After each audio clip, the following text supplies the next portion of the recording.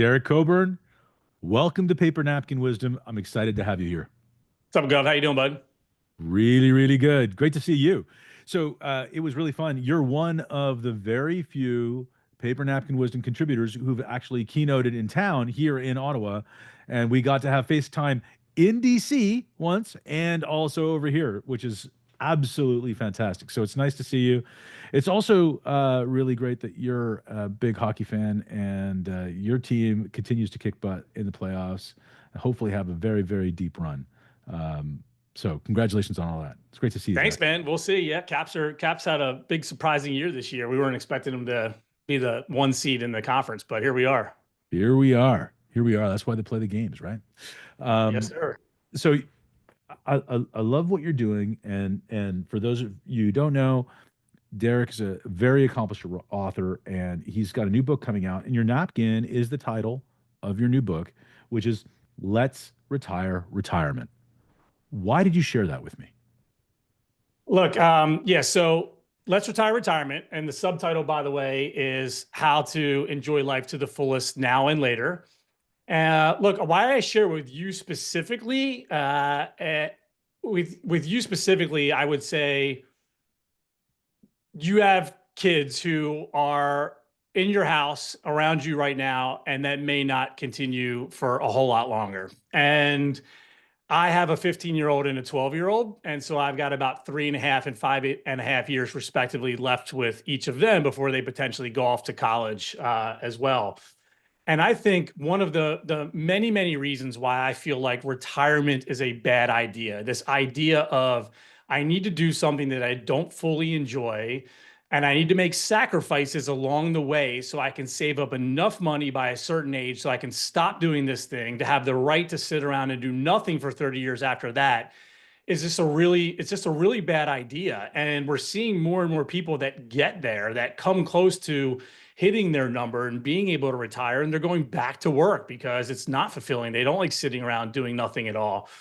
But in the short term, I feel like the cost is we get focused when we meet with our financial advisor, when we do an online calculator and we see that we're behind or we see that we really need to save more money.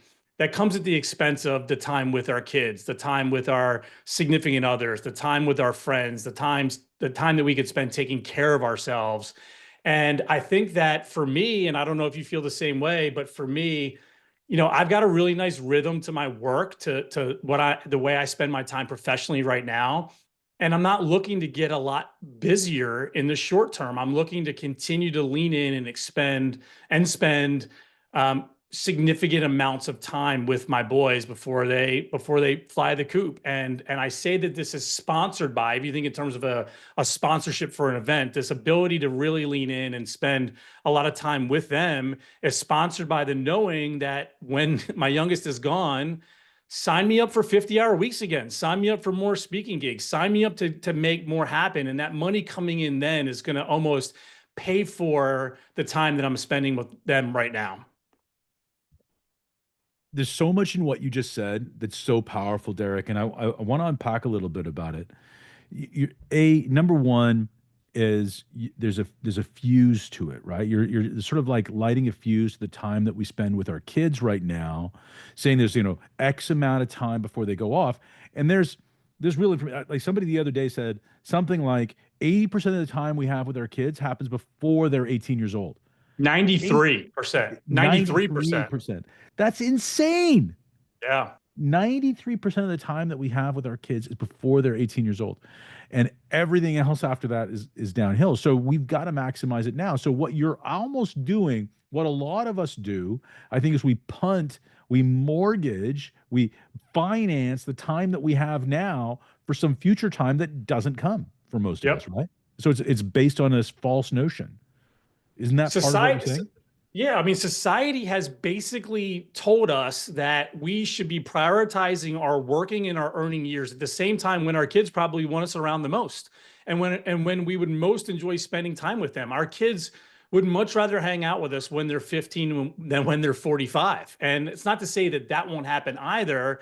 And I really do think that while there are a lot of people that need to hear this message about you've spent 93% of the time that you're going to spend with your kids by the time they leave and go off to college, the more that we do that, though, the more time we're going to have later on, right? Like the more time that I'm spending with my kids, the more time that we have, that we're developing shared interests, and we're going to hockey games together, we're going to concerts together, we have things to talk about. One begets the other. We're more likely to have a closer relationship and have more than 7% more with them by the time they leave than if we're not investing in them right now. Yeah. And the other part that I think is so let's make sure that that point lands. The point that you're making is if we spend the time now before they fly the coop effectively, they're more likely to want to come back and spend time with us later, right? That's what you're I, saying. I would think so. Yeah. Yeah, My and I think North that's Star. logical.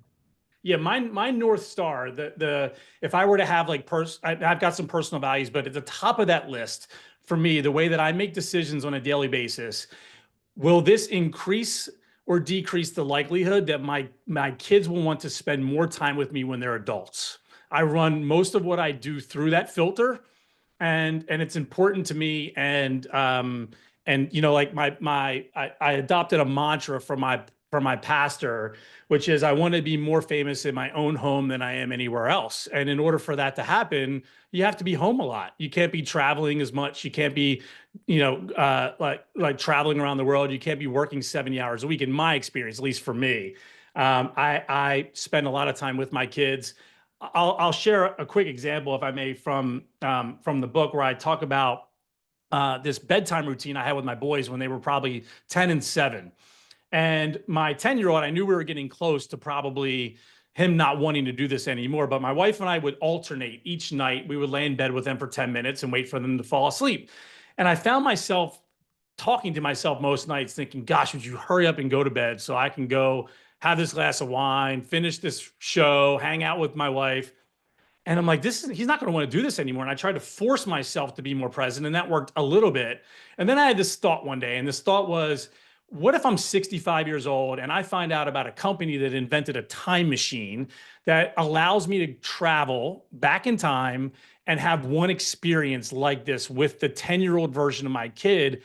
How much would I pay for that? And look, the answer is it's quite a bit, but I to quantify it, I called it a $50,000 experience. And I'm like, without a doubt, man, I imagine the 65-year-old version of me would stroke a $50,000 check in a heartbeat to have one night snuggling, reading a bedtime story, what have you, with the 11-year-old version of my kid who's probably going to be 40 at that time. So I need to start treating these experiences like they're $50,000 experiences. And even though that time has come and gone, there's a lot of other moments like that I'm viewing through this lens of like the time machine effect, and treating them like the way that they deserve to be treated. Yeah. The first thing that flashed back to me when you said that was all three of our kids used to get this "I love you" song. And it was me every night. I'd list down every single person that loves them. I'd say, "Mommy loves you, Daddy loves you, like the family loves you, Yeah. the dogs love you, the grandparents love you." It was this thing, and it was just me saying everybody's name. Yep. And the kids always called it the "I love you" song. And they would later on in life, they went to other people and say, "Oh, did you guys get the I love you lullaby?" My daughter once said, and they were like, "What are you talking about?" And my daughter remembered it, and they said, Mm. "No, like that's not a song. Oof. It's not a real thing." And they were like, "What? What are you talking about?" All of us got it all the time, Yeah. every night. Yeah. And I would love for my kids to want that again while I kneel beside the bed and I do that with them. I'm getting teary just thinking about it, right? Yeah, So man. you're right. We're gonna miss them when they're gone, man. And I know and I believe that the next phase will be different and better and different, and we'll enjoy that too. And we're gonna really miss having them in the house when they're gone. Yeah. The other thing that's part of what you said is, so part of it is the kids, but the other part of it is this boredom, this like people delaying gratification to this point of time, this retirement point of time where my life is going to be good. But that often ends up being highly disappointing for a lot of people, doesn't it? Yeah, there's this big unretirement movement where over 25% of all people who have quote unquote retired are looking to come back to work and are going back to work. And some of them are doing it for the money, but a lot of them are doing it because they miss the connection. They miss the interaction with other humans. They miss being able to contribute. I talk a little bit about the difference between chasing happiness and chasing meaning. And look, if somebody hates what they do for a living, I don't want them to do it any longer. And I certainly don't expect them to hear what I'm saying and think, like, yeah, great idea, Derek. Like, you want me to do this even longer than I have to do it. And I'm sure sitting on a beach with a fruity alcoholic beverage is going to be better than doing a job that you don't hate, but I don't think it's going to last very long. And I don't think it's going to be a lasting happiness, if you will. There was a study done. Barbara Fredrickson, I think, is the researcher, and she divided up people that into half. Half the people were focused on prioritizing happiness, what will make me happy. The other half were focused on prioritizing meaning what can I contribute to the world at large. And she hooked them up to brain monitors, heart monitors, and people that were prioritizing happiness were not doing very well at all. Their bodies had a response that was very similar to the type of response our bodies have when it's dealing with a chronic adversity, like the loss of a loved one, the loss of a job. Inflammation markers went through the roof, your immunity went down.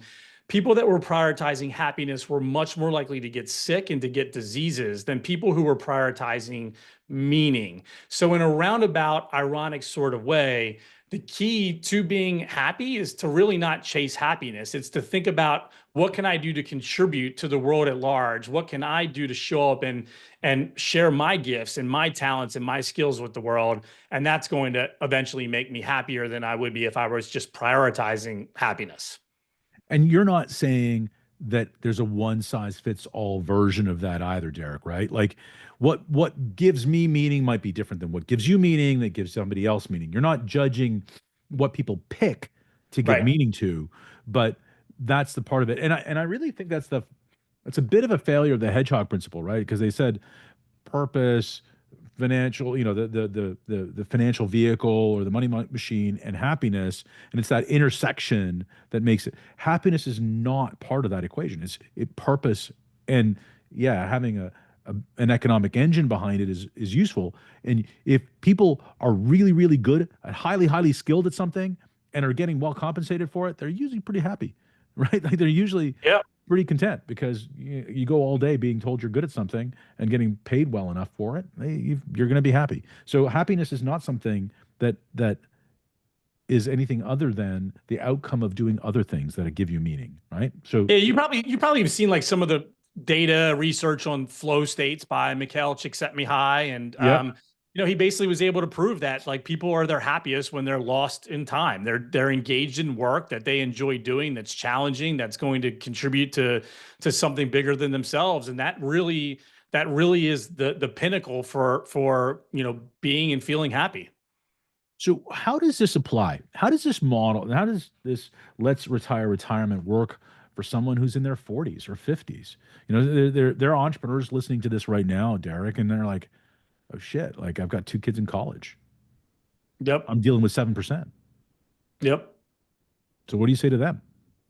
And when you say that, what do you mean? They feel like it's not attainable? They feel like it is? No, they feel like they've missed the boat I see what you're saying. In terms of the way that it applies to their kids. or themselves in any way. Yeah. So look, we've got health, we've got relationships, we've got friendships, we've got, the last chapter of my book, I call it investing in you. And I talk about all of the things that I think we should be investing in, knowing that we're going to work a little bit longer. And one of them is like, I think we're in a fun recession right now. I think that like 99% of adults are not even coming close to having an appropriate amount of fun, like just going out and enjoying life more. So I would say that I wrote this book more for people like in their 40s and 50s and maybe 30s, more so than the people that have already arrived, if you will, because I want to inspire them to make different choices and live their lives a little bit differently. But what I'm showing people is that by working longer, by planning to extend the time that you're working, it might not be what you're doing now. You might not be working 60 hours a week. You might be doing something else that you enjoy a little bit more on your terms, the way you want to do it. It's bringing in some money, but that little bit of money that you're going to bring in now beyond what you were thinking you were going to bring in means you don't have to save as much for retirement. That means you now have more time and more money that you get to spend on different things right now. So you can justify more easily, going flying to see your kid at college, taking your wife on more dates, hitting the gym, not skipping family dinners, going to a great concert, fill in the blank with the rest of it. But that's what I really want people to realize is when they're focused on saving a number for a certain age, they're not properly accounting for the work that they're likely going to want to do beyond the age that everyone's telling them they're going to want to stop. Yeah, it's you're what you just said reminds me of a friend of mine who owns a really great chain of restaurants, and he used to be a sommelier in New York, and comes at wine really naturally, and I like good wine. So I remember asking him, I said, I've got some good old bottles of wine. When do I know is the right time to drink it? And he goes, now. Now's always the right time. Like when you think of it, Mm, that's the right time. And his yep. point was it's not it's not generating anything for you. It's not generating what you think it means to you. And yeah, there are professional collectors that are doing great things and that's different. But if you're at home and you've bought something, enjoy it because how you enjoy it is more important than just keeping it on the shelf. And you're sort of Like saying the that. same thing, right? Take it off the shelf, enjoy it, have the fun, have the moment, share the moment, and then get another one later, Yep. I love right? that, man. Yep. Big time. So tell me, is this something that you had to learn for yourself? Because you're a pretty balanced guy. Like you've always, to me, at least from what I've seen, you've been a very balanced person in terms of managing the amount of time you put in work versus in family. Or is this something that you had to learn the hard way? So I don't know if you know this about me, but I've been a financial advisor for 27 years. I sold my wealth management firm in 2019, had to a private equity company, had a bit of an earnout. I still have the practice, but it's just a handful of clients that I've been working with for a long time that I continue to enjoy working with.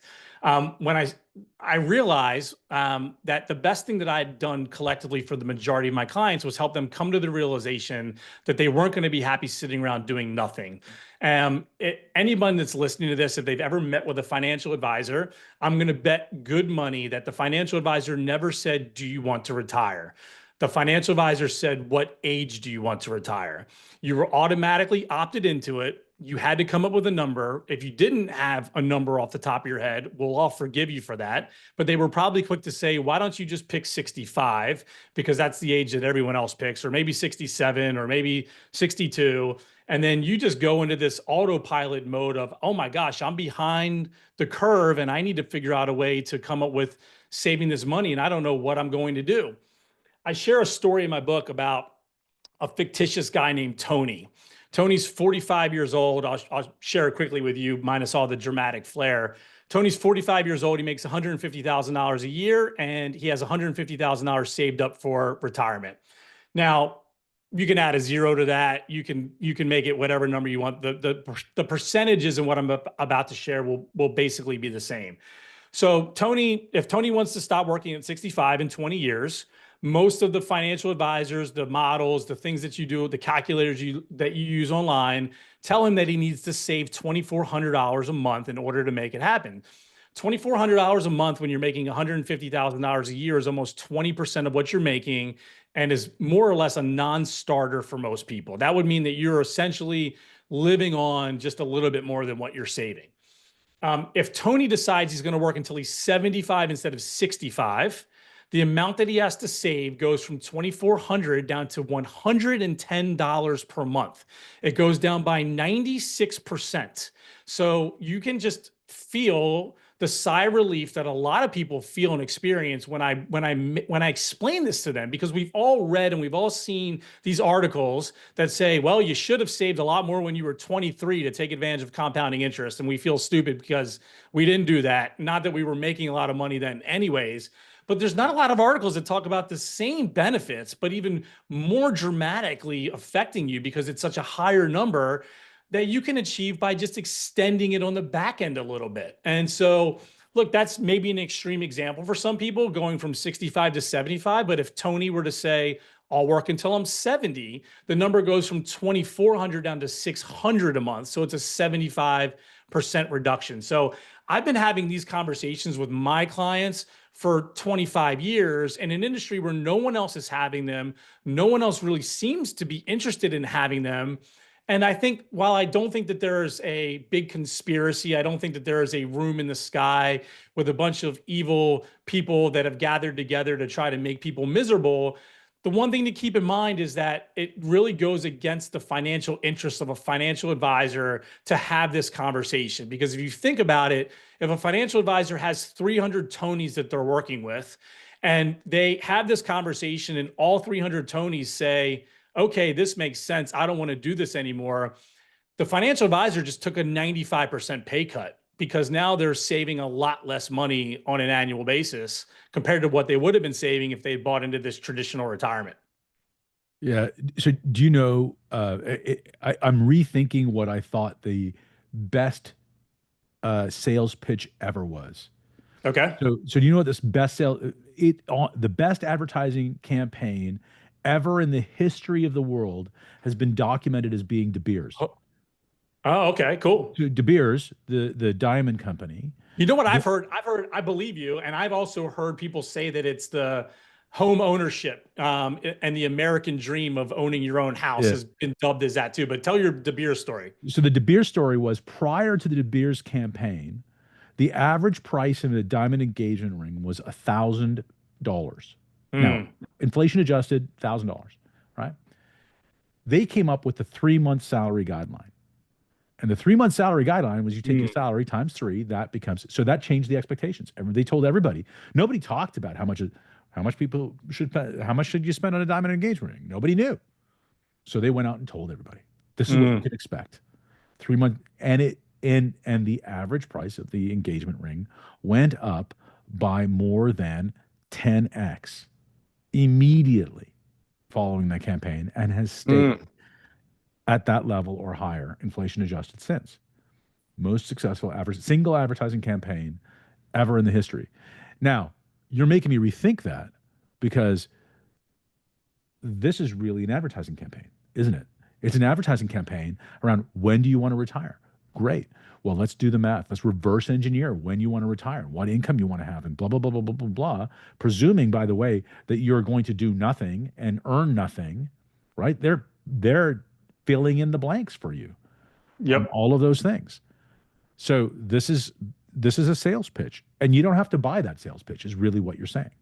Well, they're letting you fill in the blanks, but nobody's qualified to predict what inflation's going to be every year for the next 25 years, what tax rates are going to be for the next 25 years, what your rate of return is going to be on an annual basis, Right. whether your kids are going to get married and whether you're going to fund their wedding, and oh, by the way, what age are you going to die? You have to predict all of these things perfectly. It's almost like an 8-leg parlay that you have to nail in order to properly identify the amount that you have to save for retirement, and no one's qualified to do that, but we're living our lives like we're going to win this 8-leg parlay, and we're making all these sacrifices along the way in order to make it happen. And I mean, like, even if you get everything right, I'll just share like the preposterous of the preposterous nature of this game, right? Is, let's say that you get it right up until the time you're 64 years old and you just are 1 year and 1.7% return away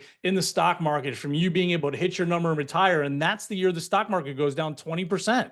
Then what do you do? Now do you work an extra 6 years or 7 years? And I think, along those lines, I've got clients that have most of them have a lot of money, and a lot of them are still doing some type of work. and they're not making a ton, but they're doing some type of work. And I've got some clients that aren't doing any work at all.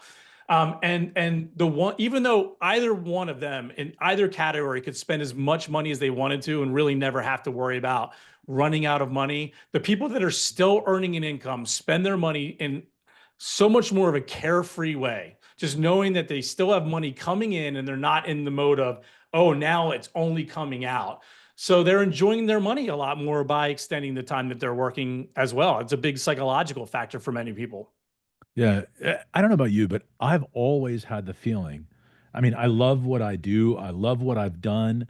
I love the people that I've interacted with, and I've never imagined myself walking in circles around my neighborhood forever or Yeah. sleeping until noon every single day. Like I like that idea of not doing anything scares me. Like Yeah. I'm so disinterested in it that I find it terrifying. Yep. Is that similar to you? I think so, but I think that you could move from terrified of not doing anything to like I see the way that you show up and I see the way that you run this show and run businesses and I think you do it mostly from a place of, enjoyment. Like you like doing it, you love the game, you love the value that you're adding. I think you would be okay, and I think it makes sense for a lot of people. Look, I hit pause on my life after I sold my practice again, in part knowing that I was never going to stop working, that I didn't have this number that I had to hit.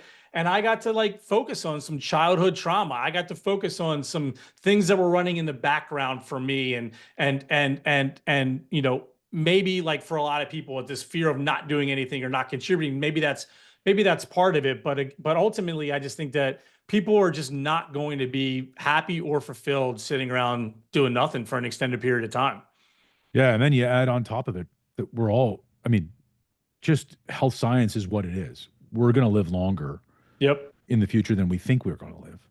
We're going to, and that's another part of it, right? Do we Big want, time. do we want to, do we want to be doing something we love right until the end? I mean, I watch my parents. My parents are so living a life of meaning. They they are really active in a variety of community groups, in yoga groups, and spiritual groups around the Hindu Federation here in Canada and other things. They're just so active and they're so happy being Yeah. active that they see no other way for them other than to continue to do those things. I mean, in fact, they're busier than they've ever been. And I love Ah, that. it's great. I love Yeah. watching that.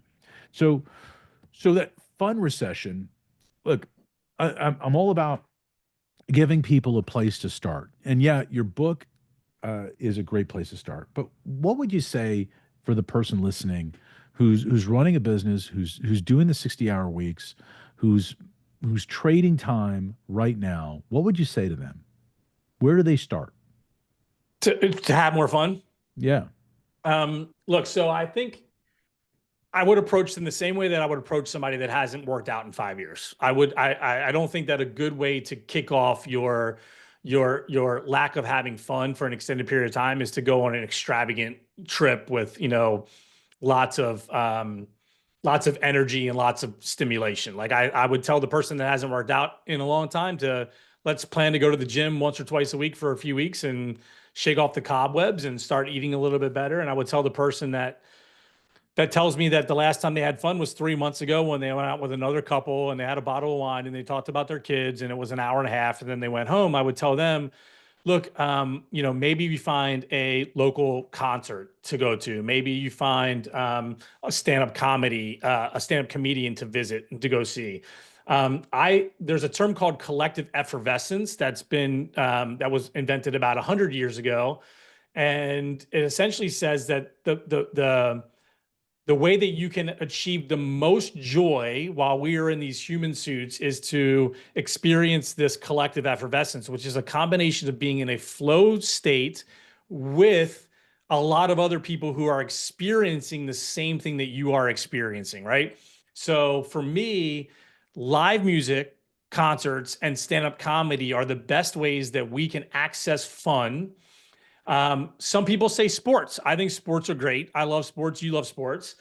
The reason I would put sports in a different category is look, man, there's a 50% chance that you're going to be unhappy at the end of a sports game, right? Like I'm never going to be unhappy. I go to see a band that I love. It's not like the guitar player is going to, go 0 for 9 from the 3-point line and I'm going to leave, because they stopped their set an hour early. That's not happening. But that's when the good moments in sports happen. That's why they're so good because everyone's feeling it all at once.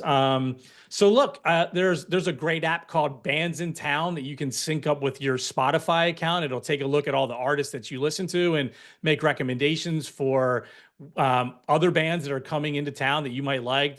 Hopefully there's a some kind of place to see stand-up comedy where you are.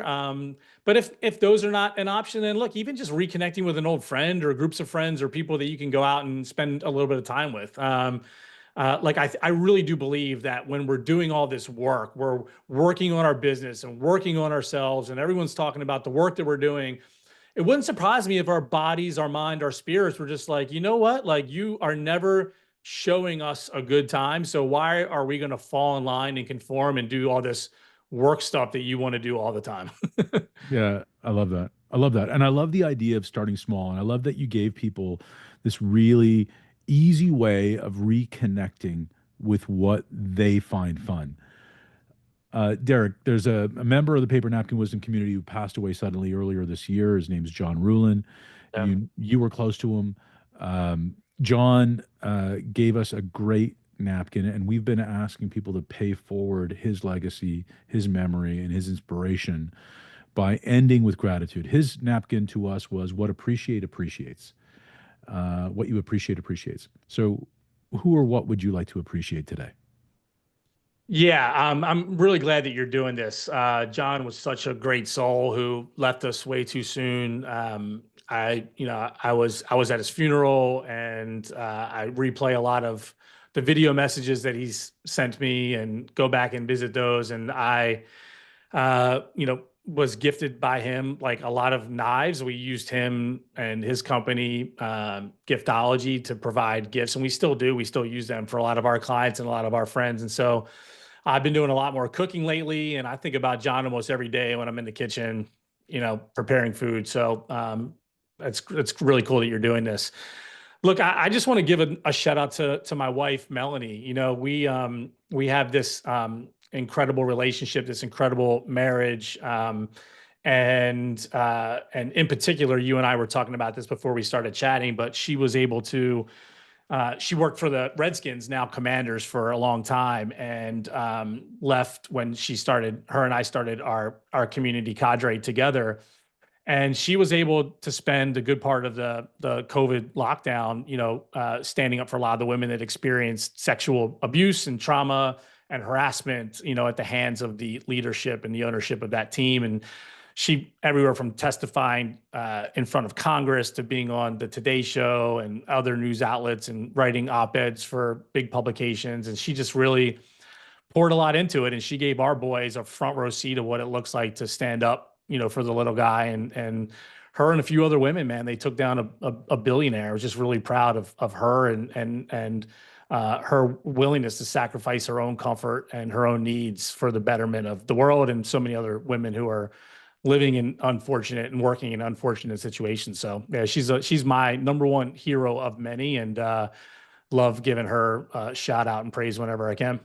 Yeah. Well, we did talk about it beforehand because it was amazing to me to not only see her um, become such a champion for so many women without a voice, but I loved watching you support her too. So it was Thanks, just man. it was a beautiful thing.